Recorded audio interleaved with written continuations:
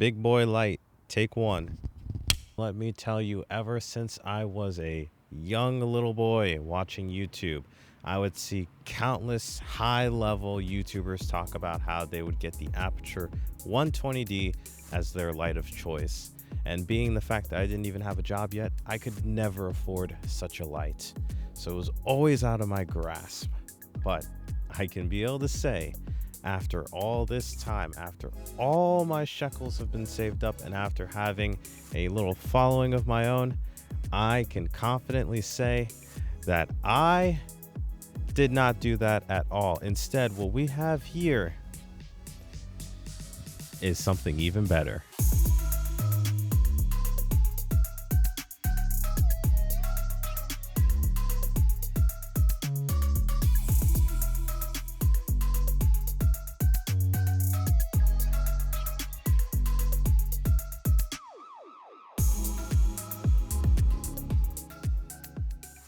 How's it going, guys, and welcome back to another video. I hope you're having a lovely and wonderful day, and today we are going to be going over the Nanlite Forza 300B Mark II.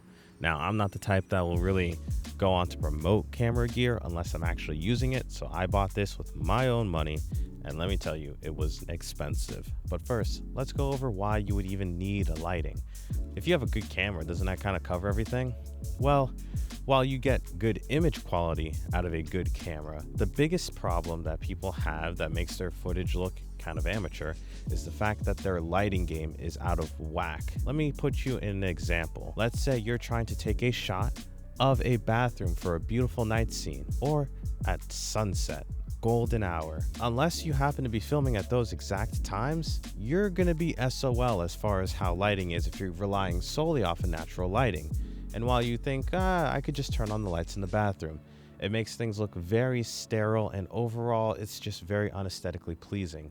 Plus, the lights aren't going to play on your character's face because they're built for utility, not necessarily built to look pretty. And while there are other lights on the market that exist for a arguably much cheaper price, and one I'll even recommend to you that can do about 90% of what this can do, the reason why I went with the Nanlite Forza 300B Mark II is because of the fact that it's fully portable, super rugged, and it allows me to be able to control lighting in a whole new way that I've never done before. All right, I'm gonna stop talking your head off. Let's get into the gear, and I'll go a little more into depth on what we're gonna be doing, because I wanna do something pretty cool to show you guys. Now, to start off, you got a really nice semi-rigid, semi-soft case. I'd say it's like right on the borderline between a hard case and a soft case. And right here, we have all of the gear minus 1 or 2 bits. I don't have the power cord with me because, well, we're not going to use it here, and because it gets pretty big and bulky. But what you do get is the actual head unit itself, which, let me tell you, this thing is chunky, beefy, and it feels really good. It's about 6 or 7 pounds by itself, and look at the size of this cob light. That can melt your face off. Let's get on to the rest of the gear, but before I do, you're gonna need a light stand for this bad boy, and I don't mean your average ordinary light stand. I mean a proper light stand, because altogether, including the case, this weighs about 20 pounds. So we have Calumet combo stand. It's fairly inexpensive, but it does the job really well. And for our application, we're just going to be booming it straight up in the air. We're not going to be using its combo feature that allows it to also telescopically boom out, so I think we'll be okay. So now let's get the light on here.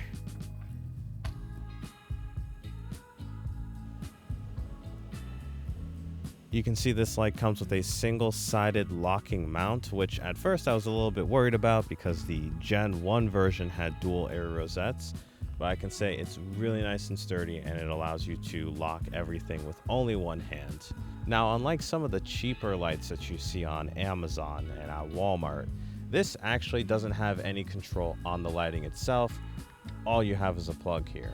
So you might be thinking to yourself, how am I supposed to control a light that has no buttons? Well, it's because it's not on the light, but rather on item number 2 in this case. This boxy boy right here is the ballast system. Now, I kind of had no idea what a ballast system was for lighting until I did some researching on this. And I have to say, it's actually really, really interesting and creative to use for a light, because in reality, a lot of the time you're going to be using these lights anywhere from 10 to 30 feet up in the air. Most people aren't going to buy this and use it as a key light for their YouTube videos, because that's not really what it's meant for. So you have a ballast system which you can control either on the ground or have hooked up onto the tripod, where you can be able to... The bugs are trying to fight me. I'll take every single one of them down. Allows you to control basically everything on the light from an easy to access location, provided you have enough of a lead. And I think this does, because it has a pretty long cable that you can use to connect to the head. And real quick, before I attach it, you can be able to see the different outputs that you have. So you have one for your AC, if you have the power cable. Yeah, output that goes to the light. You have DMX control. So if you're the type of person that uses DMX, I currently don't right now, but if you want full maximum control, that's the way to do it. So let me attach it with item number 3, ballast super clamp. It basically takes the same logic and tech from Aputure and gave you a super clamp with a V-mount that you can use to lock the ballast in place on the tripod, just like if you were using a V-mount battery. So let's attach that real quick and hold on to that thought for V-mount batteries real quick. I almost forgot to mention, and I almost did the exact same mistake I was going to tell you guys not to. This is the cable that allows you to power the head through the ballast. Make sure to attach the cable to the head first before you try to boom it. Otherwise, you're going to be looking real goofy when you have everything set up and you can't turn your light on. Also, second thing I almost forgot. I don't know exactly what it is, but I think now that I'm on camera, I'm starting to slip on everything. But we have here 45-degree reflector, and this just allows you to get much more intensity out of the light without having to actually modify or do anything or go out and buy a Fresnel. So make sure you use this while you have it on instead of lighting it up bare like I was about to. But I wouldn't even have powered it on because I forgot the cable, and man, I'm just all over the place today. But it's all right because we're making some magic.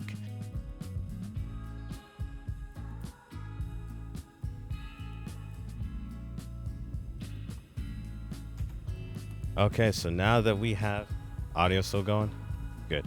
Okay, and now that we have the light boomed up, we have the reflector on, we have the cable connected, and we have the ballast attached. How do we... what do we do? Someone, I need an adult. This is where V-mount batteries come in. Now remember, I told you earlier to hold the idea in your head about V-mount batteries. Now with this new upgraded ballast design from the Gen 1 version, it allows you to mount essentially any size wattage V-mount battery on here. So I have 2 different ones that we're going to be using, the Andy Cine 95S and the Small Rig 99 watt hour. So we're going to try them both and see how they work. Another good thing to mention is that chances are your V-mount battery is going to work with this as long as it's 14.8 volts.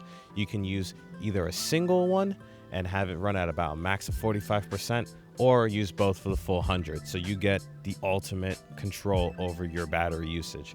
But let's hook these up. I'm going to start with just one for now because that's all I can carry in my hand, and we're just going to slide it in here like so. There we go. And now my assistant will come just a little bit closer to view the face here. We should be able to see it power on. And there we go. We have everything good to go. You can see the screen here. It's nice and bright. You use this knob to control the direction of where you want it to go. You can use this little dial here to adjust the brightness. Like I said, you can only go to 45% if you have just one.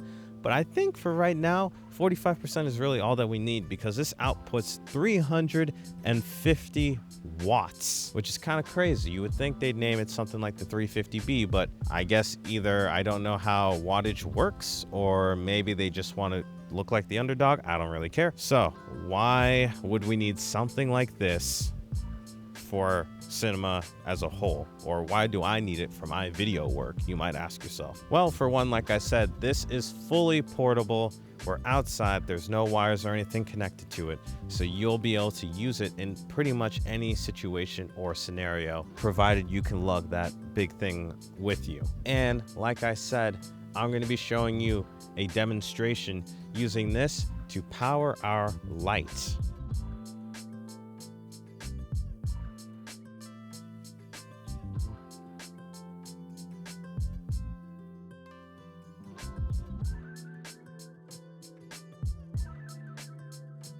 Okay, and now that you've seen some of the potential that we can be able to do with this light, we're going to go just one step further. We were able to make it mimic what it looked like at sunset, but now we're going to do the same at night. Now, one thing that people won't really tell you is that when you think about night shots, you usually think of the color blue, and they do that on purpose to emphasize moonlight reflection. Therefore, the bluer it is, the more you're going to think it's nighttime, which is kind of weird because if we've been outside and it's been dark out, we all know that's just dark, but I guess that would be boring for filming. So we're going to be adding a color gel to the light.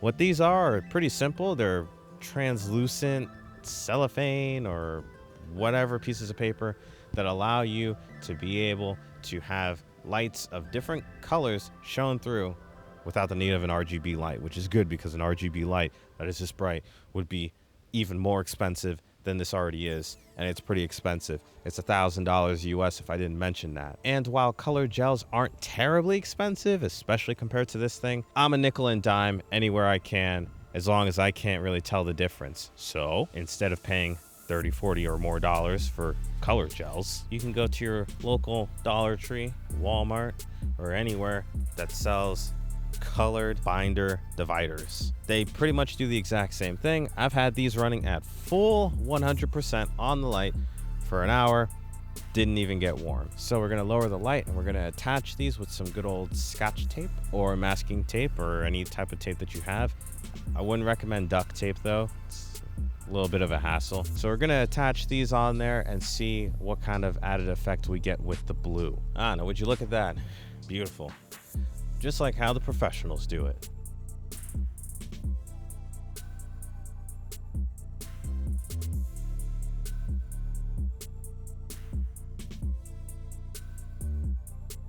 So with that being said, that was rather quick by my standards. I'm hoping, depending on how future me edits this video, on the Nanlite Forza 300B. I didn't want to get into a whole bunch of specs and luminance stuff. There are plenty of people who have already beat me to it and can do it better than me. But what I can do is to demonstrate why you would want to buy this light in the first place, what you can use it for, provide a real life example, and most importantly, tell you if you should buy it or not. If you don't have $1,000, no. If you don't have $1,000 to spend on a light, no. If this is the only thing that you have bought so far in your filming or photography career, no. But if you're someone who has an okay camera, you don't need the best camera in the world, even if it's just your iPhone, you have $1,000 of disposable income that won't drive you into debt, and you have a desire to create scenes that might not be possible because either you live somewhere where the sun just never rises or the moon never rises, or maybe you just happen to have horrible time management, therefore you have to record something in the middle of the day even though you want it to perpetually look like golden hour, then yeah, I'd say get this light. It's really good. But like I said earlier, there is an alternative that I would recommend. It gives you a very similar amount of output, and it also gives you the ability to use most of the features here, and that is the original Nanlite 300B. It's only about $650, which is close-ish to half off by my drunken math calculations, and it allows you to have a lot of these features minus the ballast. If I were you, I would just upgrade to the Gen 2, but that's all I have to say today because my battery is literally dying. It's at 0. I don't even know if this recording is going to actually last, so I hope you guys have a good one. Have a good rest of your day. Like, share, comment, and subscribe for more options, and pray that this clip makes it to post. Go away now.